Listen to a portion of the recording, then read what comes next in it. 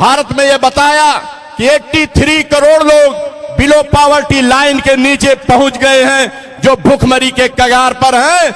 अगर इन्हें खाद्यान्न की सुरक्षा नहीं दी गई तो ये भूख से मर जाएंगे। जनता ने आपको इसके लिए नहीं चुना था कि आपको जनादेश इसलिए नहीं दिया गया था कि आप जो है क्या करेंगे, हमको 5 किलो जो है राशन देने के लिए जनता ने आपको नहीं चुना था। आपने इस देश के जनता के साथ वादा किया था कि प्रतिवर्ष हम 2 करोड़ नौकरियां देंगे। मैं पूछना चाहता हूं 10 सालों में वो 20 करोड़ नौकरियां कहां हैं? कि साथियों, नई संसद का उद्घाटन हुआ। उस संसद में राष्ट्रपति के द्वारा जो इस देश का प्रथम नागरिक और सर्वोच्च पद है, उनके द्वारा उसका उद्घाटन किया जाना चाहिए। साथियों, भारत का संविधान धर्मनिरपेक्ष संविधान है और धर्मनिरपेक्ष अगर संविधान है तो धर्मनिरपेक्ष के अनुसार उसका उद्घाटन होना चाहिए था, यानी किसी धार्मिक प्रवृत्ति के द्वारा उसका उद्घाटन नहीं होना चाहिए था। मैं यहां पर स्पष्ट कहना चाहता हूं कि भारत का जो राष्ट्र चिन्ह सम्राट अशोका का जो लाट है, उस लाट का भी अपमान किया गया और उसकी जगह पर राजतंत्र का प्रतीक राजदंड सिंह गोल को उस संसद में स्थापित करने का काम किया गया है। 10 सालों में वो 20 करोड़ नौकरियां कहां हैं? या साथियों, मैं एक बात कह के अंतिम बात अपनी कह के मैं अपनी बात को यहां समाप्त करूंगा। मैं आपसे कहना चाहता हूं कि साथियों, नई संसद का उद्घाटन हुआ। उस संसद में राष्ट्रपति के द्वारा जो इस देश का प्रथम नागरिक और सर्वोच्च पद है, उनके द्वारा उसका उद्घाटन किया जाना चाहिए। साथियों, भारत का संविधान धर्मनिरपेक्ष संविधान है और धर्मनिरपेक्ष अगर संविधान है तो धर्मनिरपेक्ष के अनुसार उसका उद्घाटन होना चाहिए था, यानी किसी धार्मिक प्रवृत्ति के द्वारा उसका उद्घाटन नहीं होना चाहिए था।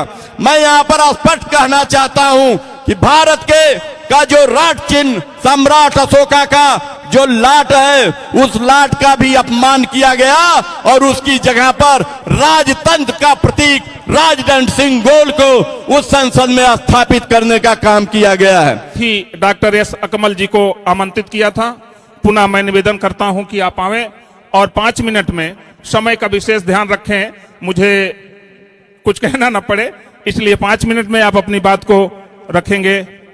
अकमल साहब जी।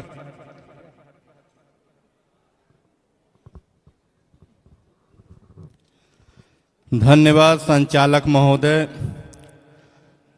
राष्ट्रीय शोषित समाज पार्टी के राष्ट्रीय अध्यक्ष माननीय और संस्थापक सदस्य भाई साहब सिंह धनगर जी और बहुजन नायक मान्यवर कांसी राम साहब के इटावा लोकसभा चुनाव प्रभारी रहे भाई खादिम अब्बास साहब, प्रोफेसर सुलेमान साहब और तमाम मंच पे बैठे हुए मंचासीन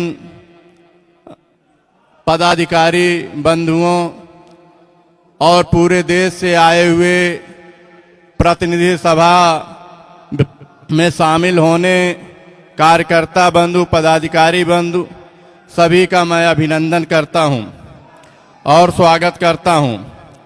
आज की इस प्रतिनिधि सभा में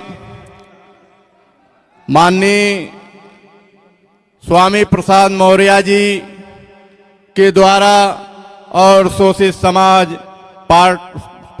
समाज पार्टी के द्वारा बुलाई गई ये प्रतिनिधि सभा में सभी आगंतुकों का मैं अभिनंदन करते हुए मैं इंसानी भाईचारा इस मुल्क में कायम किए बगैर मूल निवासी बहुजन समाज के हक और अधिकार यहाँ पर प्राप्त नहीं हो सकते, मिल नहीं सकते। साथियों, मैं यह कहना चाहता हूँ कि आज इस देश में जो है तमाम अराजकता फैली हुई है और तमाम उस पे बेरोजगारी, महंगाई, तमाम तरह की समस्याएं पैदा हो गई हैं। साथियों, उसको लड़ने के लिए, उससे मुकाबला करने के लिए और इस देश में कोई भी राजनीतिक दल, कोई भी राजनीतिक पार्टी दिखाई नहीं दे रही है।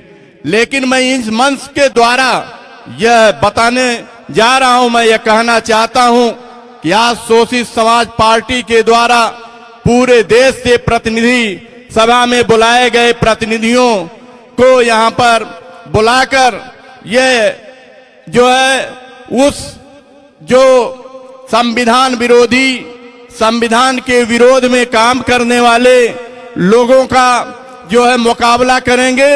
और आज यहां पर समाज के रिप्रेजेंटेटिव डेमोक्रेसी यानी लोकतंत्र को स्थापित करने का मूल जो है वह प्रतिनिधित्व है। साथियों, आज कास्ट बेस्ड सेंसस का जो मामला था वह भी अधर में लटका हुआ है और किसान की जो एमएसपी की जो समस्या है वह भी आज जो है किसान अपने अधिकारों के लिए मांग रहा है और उसके साथ ऐसा व्यवहार किया जा रहा है मानो ऐसा लग रहा है कि वो आक्रमण करने इस देश पर आ रहे हैं और उनको इस तरह से बैरिकेडिंग करके तमाम तरीके से उनको रोकने का काम किया जा रहा है। इसके अलावा शिक्षा जगत को में महंगाई जो है चरम स्तर पर है। साथियों, मैं यह बताना चाहता हूं कि जो सिलेंडर था 2014 में 400 रुपए में मिलता था। साथियों, उज्ज्वला स्कीम से तमाम गरीबों को यह बताया गया, यह कहा गया कि हम आपको सिलेंडर देंगे, आपको ये देंगे, वो देंगे। उन्होंने बांट तो दिया, लेकिन वो 400 रुपए का सिलेंडर जिन गरीबों को बांटा गया, जिन गरीबों को उज्ज्वला स्कीम के तहत दिया गया, वह स्कीम के तहत तो दिया गया, लेकिन उनसे 1200 रुपए उस गैस भराने का लिया जा रहा है।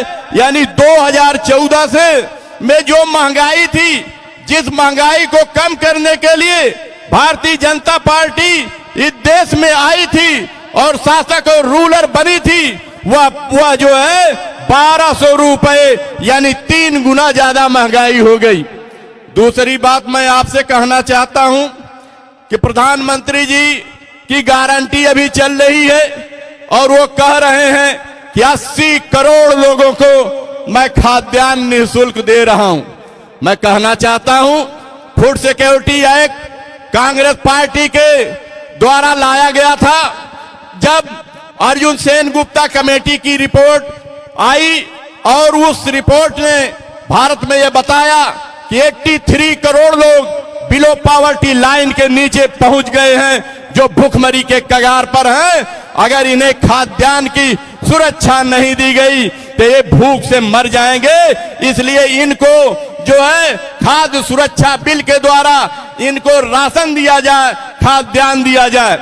अगर कांग्रेस की पॉलिसी को ही आपको आगे बढ़ाना था, लेकिन जनता ने आपको इसके लिए नहीं चुना था कि आपको जनादेश इसलिए नहीं दिया गया था कि आप जो है क्या करेंगे, हमको 5 किलो जो है राशन देने के लिए जनता ने आपको नहीं चुना था। आपने इस देश के जनता के साथ वादा किया था कि प्रतिवर्ष हम 2 करोड़ नौकरियां देंगे। मैं पूछना चाहता हूं, इन सारे मुद्दों को लेते हुए किसानों की लड़ाई, महिलाओं के साथ अन्याय और अत्याचार के लिए जो इस देश में फैला हुआ है और महिलाओं को निर्वस्त्र करके उन्हें घुमाया जा रहा लॉ एंड ऑर्डर इस देश में समाप्त हो गया है। साथियों, इन सारे मुद्दों को शोषित समाज पार्टी की ये प्रतिनिधि सभा आज संकल्प लेकर ये यहां से जाएगी कि 2024 के चुनाव में भारतीय जनता पार्टी को जड़ से उखाड़ कर फेंक देगी। जो बहुजनों की दुश्मन है उसके विरोध में काम करने का काम कर रहे हैं। साथियों, आप लोग ऐसा करेंगे, इसी आशा और विश्वास के साथ मैं अपनी बात यहां समाप्त करता हूं। जय भीम, जय भारत, जय संविधान।